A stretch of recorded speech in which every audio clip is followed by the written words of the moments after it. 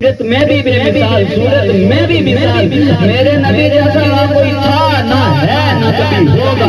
تو نے جس ہستی کا، جس میرے پیارے کا واسطہ میری بارگاہ میں پیش کر کے آپ کے لیے معافی طلب کی، تیری تو ایک چوک ہے، اگر تو سارے کائنات والوں کے لیے میرے محبوب کا واسطہ میری بارگاہ میں پیش کر کے معافی مانگے، میں ساری کائنات کا معاف کر دوں۔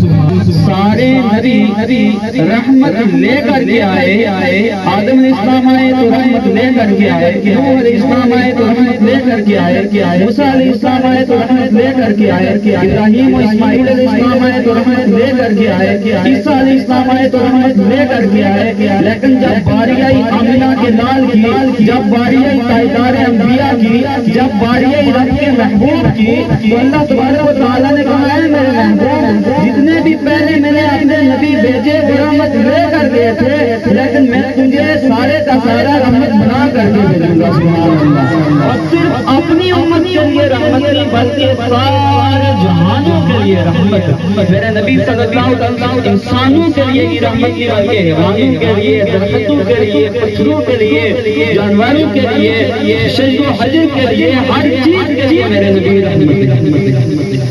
جب آیت کریمہ نازل مزے کی بات یاد آ گئی مجھے، جب آیت کریمہ نازل وما ارسلناک الا رحمۃ للعالمین، تو سب کو اس رحمت سے فائدہ ہوا، فرشتوں کو فائدہ ہوا، انسانوں کو، سب کو۔ تو شیطان بھی جب یہ آیت نازل ہوئی نا تو شیطان بھی اللہ کی بارگاہ میں عرض کر بیٹھا، شیطان کے اندر یا اللہ تو نے آیت نازل کی وما ارسلناک الا رحمۃ للعالمین، تیرا نبی سارے جہاں والوں کے لیے رحمت ہے، یا اللہ جب سب نے فائدہ لے لیا میں بھی ان کی رحمت سے فائدہ لینا چاہتا ہوں۔ پوچھا ابلیس تو کیا فائدہ لینا چاہتا ہے؟ یا اللہ سارے آدم میں تو میں بھی آتا ہوں، مجھے بھی فائدہ چاہیے۔ شیطان نے کیا فائدہ لیا؟ جب اللہ نے اس کو جنت سے نکال کر کے مردود کر دیا، اس وقت اللہ تبارک و تعالیٰ نے ایک فرشتے کی ڈیوٹی لگا دی، اور فرشتہ ہر دن اس کو ایک تماچا لگاتا تھا، دوسرے دن کا بھی اس تماچے کا درد اس کو رہتا تھا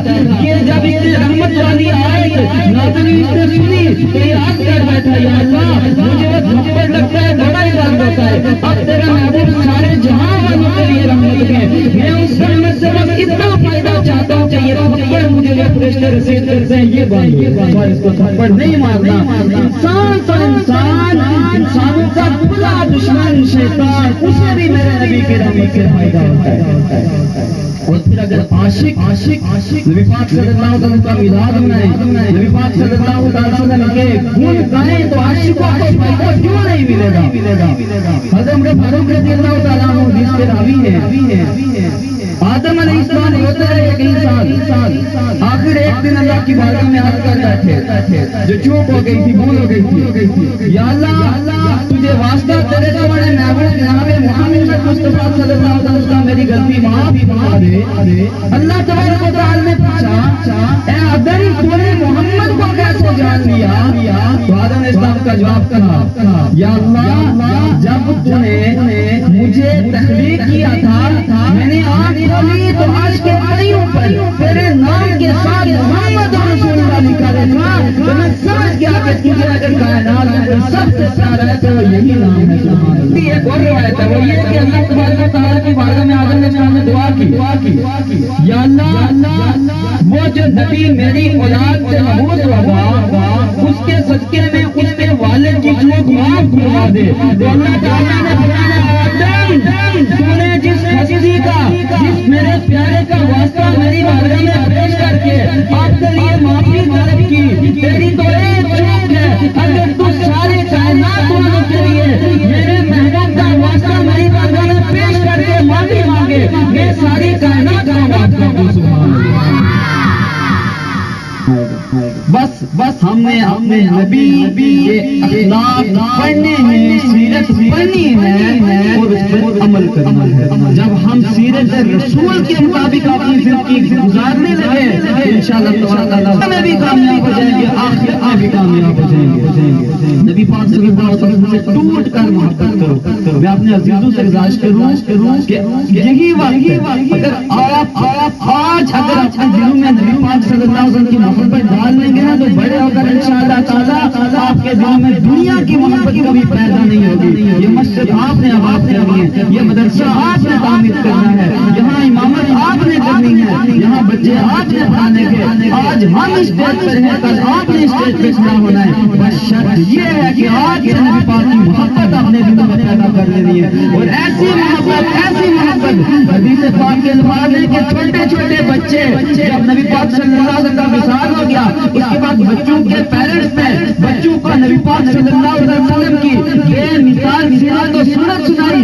چھوٹے چھوٹے بچے بوڑھی عورتوں کے پاس جاتے جا کر پوچھتے, اماں جان ہمیں بتاؤ نا وہ نبی کیسا تھا, ہمیں بتاؤ نا نبی کی شریعت کیسی تھی, ہمیں بتاؤ نا نبی کی رفتار کیسی تھی, ہمیں بتاؤ نا نبی کیسے دکھتے تھے. تو مائیں نبی پاک صلی اللہ علیہ وسلم کی کیا شان بیان کرتی. وہ مائیں کہتی ہے پوچھنے والے بچوں, اے نونے حالو, وہ نبی ایسے دکھتے تھے جیسے چودھویں رات کا چاند آسمان پر جگمگا رہا ہوتا ہے.